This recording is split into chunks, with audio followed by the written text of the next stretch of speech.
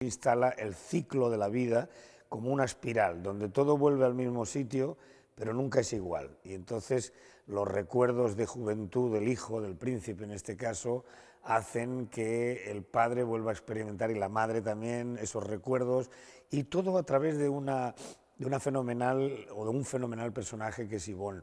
Prudència. Què ha passat?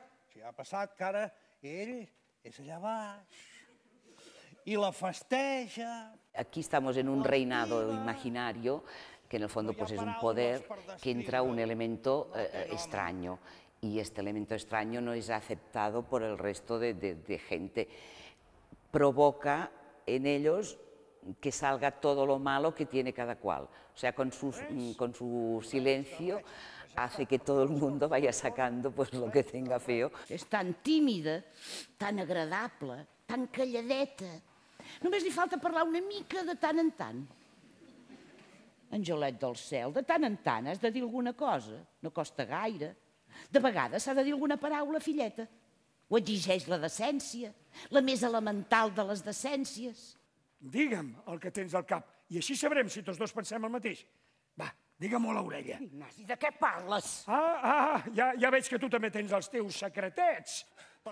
Al fin y al cabo, Gombrowicz dice que somos como una plastilina que modelan las palabras de los demás. Tampoco sabe si ella está enamorada de él tampoco sabe si está enamorada de ella, entonces es como una locura y él empieza a moverse en una espiral de lógica. Si me quiere, yo soy amado por ella, entonces si soy amado por ella quiere decir que yo ya estoy dentro de ella, si estoy dentro de ella pues me tengo que enamorar de ella, me posee, y todo el rato está haciendo como discursos así muy silogismos disjuntivos. Si m'estima és que sóc estimat per ella, i si sóc estimat per ella és que sóc el seu amor. Estic dins d'ella, em porta dintre. Si m'estima no la puc menysprear, no li puc mostrar el meu menyspreu aquí fora si allà dintre sóc el seu amor. Todos las tenemos esas paranoias, ¿no?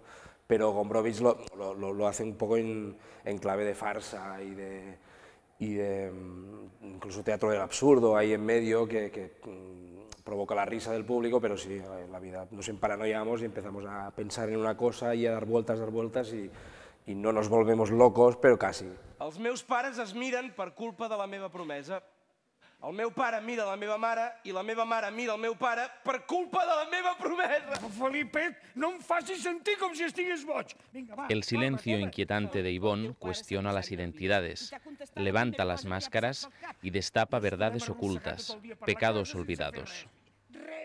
La reina, por ejemplo, es una persona que es autoritaria, que le gusta pues, que todo funcione muy bien y tal, pero ella en la intimidad escribe poesía. Y eso no lo sabe nadie, ni el rey. Y con Ivonne pues, piensa que la gente está descubriendo su mala poesía, que es un reflejo que ella, o sea, viendo a Ivonne, están viendo a la reina, están viendo lo que escribe, lo mal que escribe. Jo sóc la reina! Implica el recuerdo de una juventud, de un pasado en el cual el rey le pasó lo mismo que a su hijo. A través de una historia de amor se vieron obligados, me imagino que por circunstancias monárquicas, a asesinar a la susodicha señorita con la que el rey tuvo sus menesteres, pero no sería la mujer con la que habría que casarse, y entonces la corte la eliminó, pues como a Lady Di o como a tantas otras princesas pobrecitas. Entonces esta quedó también eliminada. O sea que hay un momento en el cual todos se confabulan para matar a Ivonne y la matan, eso sí, la matan con altivez, desde arriba, con elegancia, con majestuosidad. No se debe asesinar vulgarmente, que nadie se dé cuenta. Tots contra la pàmfila! Ja cal que t'hi fixis quan masteguis, perquè et pots escanyar. De vegades passen aquestes desgràcies. Se podría aplicar a relaciones personales, a relaciones sociales e incluso a relaciones políticas, a situaciones políticas. Alguien que molesta se elimina y deja de molestar. Ajudeu-la! Aigua!